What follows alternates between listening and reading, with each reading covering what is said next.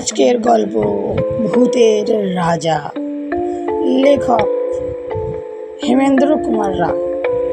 রহস্য, অজানা আতঙ্ক আর শিহরণে ভরা এই গল্পের শেষ পর্বে অপেক্ষা করছে এক অবিশ্বাস্য পরিণতি। শেষ পর্যন্ত সঙ্গে থাকো আর ডুবে যাও ভয়ের এক রোমাঞ্চকর জগতে। তাহলে চলো গল্পটা শুরু করি। আর বন্ধুরা, গল্পটা শুরু করার আগে দ্বিতীয় পর্ব যারা শুনোনি তারা অবশ্যই এই 2 পর্ব শুনে নাও, তাহলে শেষ পর্বটা বুঝতে সুবিধা হবে। আর গল্পটা শুরু করার আগে দ্বিতীয় পর্বের কিছু অংশ তোমাদের শোনাবো, তারপরে শেষ পর্বটা শুরু করবো। তাহলে চলো বন্ধুরা, গল্পটা শুরু করি। চোখে ঘুম আসছিল না, একখানা ইংরেজি নোভেল বার করে পড়তে বসলুম। ঘণ্টা দেড়েক পড়ে তন্দার আবেশ এলো। আলোটা কমিয়ে দিয়ে শয়নের উপক্রম করছি, এমন সময় শুনলুম। আমরা এত পর্যন্তই দ্বিতীয় পর্বে শুনেছিলাম, এরপর থেকে শেষ পর্বটা শুনলাম। বাইরের সিঁড়ির উপরে আওয়াজ হলো, ঠিক যেন কাঠের আওয়াজ। ঠক ঠক করতে করতে আওয়াজটা আমার ঘরের কাছ বরাবর এলো। তারপর দরজার উপরে শুনলুম ধাক্কার পর ধাক্কা। কি বিপদ! টেলর তো পুতুলটাকে নিয়ে কোন সকালে বিদায় হয়েছে, এ আবার কে জ্বালাতে এলো? নিশ্চয়ই সে সাঁওতালি পুরুত বেটা। সে হতভাগ্য রোজ রাতে এখানে আরাম করে ঘুমোয় আর চারিদিকে রটিয়ে দেয় কুঠির ভিতরে ভূতের রাজা শুতে আসে। ধাক্কার জোর ক্রমেই বেড়ে চলল। একবার ভাবলুম দরজা খুলে পুরুতটাকে লাথি মেরে তাড়িয়ে দিই, তারপর মনে হলো সে কাজ ঠিক হবে না। এই দুর্যোগে বিজন জঙ্গলের ভিতরে রাতে একলা আমি এখানে আছি, যদি কোনো দুষ্টু লোক কুমতলবে এসে থাকে।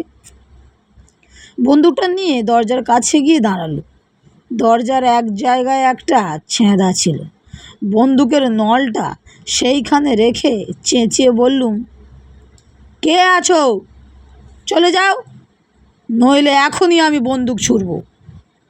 কোনো জবাব নেই। দরজার উপরে ধাক্কাও থামলো না। এখনও আমার কথা শোনো, নইলে। বাইরে বিশ্রী গলায় কে হাসতে লাগলো।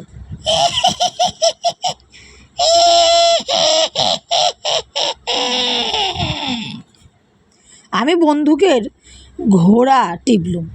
সঙ্গে সঙ্গে দরজার উপরে ধাক্কাও থেমে গেল। ঠক ঠক করে একটা আওয়াজ ঘরের কাছ থেকে দূরে সরে যেতে লাগলো। তারপর কুঠির সিঁড়ির উপর শব্দ শুনলাম, ঠক ঠক ঠক। খানিক পরে অনেক দূর থেকে আবার সেই বিশ্রী হাসি শোনা গেল।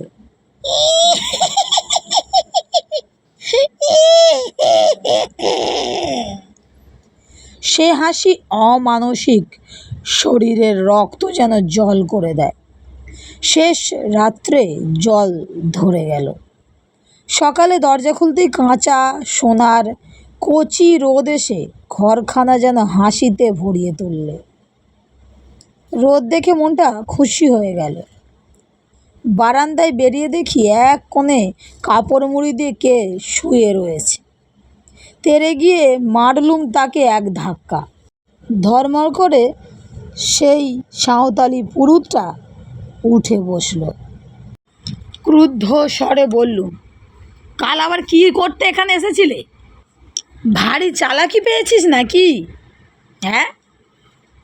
লোকটার মুখের ভাব একটু বদলালো না। শান্ত স্বরে বললে, আমার ঠাকুর কাল এখানে ঘুমোতে এসেছিলেন, আমিও তাই এসেছিলাম। তোর ঠাকুর কোথায়? সাহেব তো তাকে নিয়ে চলে গেছে। আমার ঠাকুর যেখানে থাকেন সেইখানেই আছেন। মিথ্যে কথা, আমি নিজের চোখে দেখেছি টেলর তাকে নিয়ে চলে গেছে। আমার ঠাকুর যেখানে থাকেন সেইখানেই আছেন। কুঠি থেকে বেরিয়ে পড়ে ছুটে পাশের শালবনে গিয়ে হাজির হলো। সবিস্ময়ে দেখলুম ভূতের রাজা চোখ পাকিয়ে লকলকে জিভ বার করে ঠিক সেখানেই দাঁড়িয়ে আছে। আর আর ও ও কি? মূর্তির পেটের ওপর গর্ত, ঠিক যেন বন্দুকের গুলির দাগ। গর্তের চারপাশে রক্ত জমাট হয়ে আছে। মূর্তির আরও নানা জায়গাতেও রক্তের চিহ্ন। তবে কি আমার বন্দুকের গুলি? ভাবতে পারলুম না। মূর্তির দিকে আর তাকাতেও পারলুম না। কেমন একটা অজানা ভয়ে আমার সমস্ত শরীর আচ্ছন্ন হয়ে গেল। প্রাণপণে দৌড়ে সেখান থেকে পালিয়ে এলুম। কলকাতায় ফিরে এসে এই খবরের কাগজে এই বিবরণ পড়লুম। সাঁওতাল পরগনার পুলিশ সুপারিনটেনডেন্ট জে টেলর কর্ম হইতে অবসর লইয়া বিলেতে যাইতেছিলেন, কিন্তু পথের মধ্যে এক বিপদে পড়িয়া খুব সম্ভব তিনি প্রাণ হারাইয়াছেন। স্থানীয় জঙ্গলের ভিতর তাহার মোটর গাড়ি পাওয়া গিয়াছে। মোটরের ওপর ভিতরে ও চারিপাশে রক্তের দাগ, কিন্তু টেলর ও তাহার আরদালির কোনোই সন্ধান পাওয়া যাইতেছে না।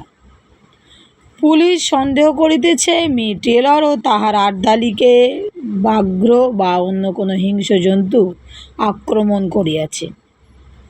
নিকটস্থ জঙ্গলে এক নরখাদক ব্যাঘ্রেরও খোঁজ পাওয়া গিয়াছে। সে ভুতুড়ে মূর্তির গায়ে যে রক্তের দাগ লেগেছিল, তাহলে সে রক্ত হচ্ছে হতভাগ্য টেলরের আর আরদালির গায়ের রক্ত, এবং সেই সাঁওতালি পুরুতটাই নিশ্চয়ই কোনো গতিকে খবর পেয়ে ভূতের রাজাকে আবার শালবনে ফিরিয়ে এনেছিল। মনকে এই বলে প্রবোধ দিলুম বটে, কিন্তু প্রতিজ্ঞা করলুম শিকার কুঠিতে আর কখনো রাত্রিবাস করব না। কখন কি হয় কে জানে। বন্ধুরা, গল্পটি আজকে এখানেই শেষ। আর গল্পটা তোমাদের কেমন লেগেছে অবশ্যই কমেন্টে জানিও। আর ভালো লেগে থাকলে বন্ধুদের সঙ্গে শেয়ার করে চ্যানেলটি সাবস্ক্রাইব করে লাইক করে আমার পাশে থেকেও, যাতে আরও নতুন নতুন গল্প তোমাদের শোনাতে পারি। আর যারা যারা প্রথম দ্বিতীয় পর্ব এখনও দেখনি বা শোনোনি, তারা অবশ্যই শুনে নাও, তাহলে শেষ পর্ব তোমরা বুঝতে পারবে। তাহলে বন্ধুরা, আজকের মতো বিদায়।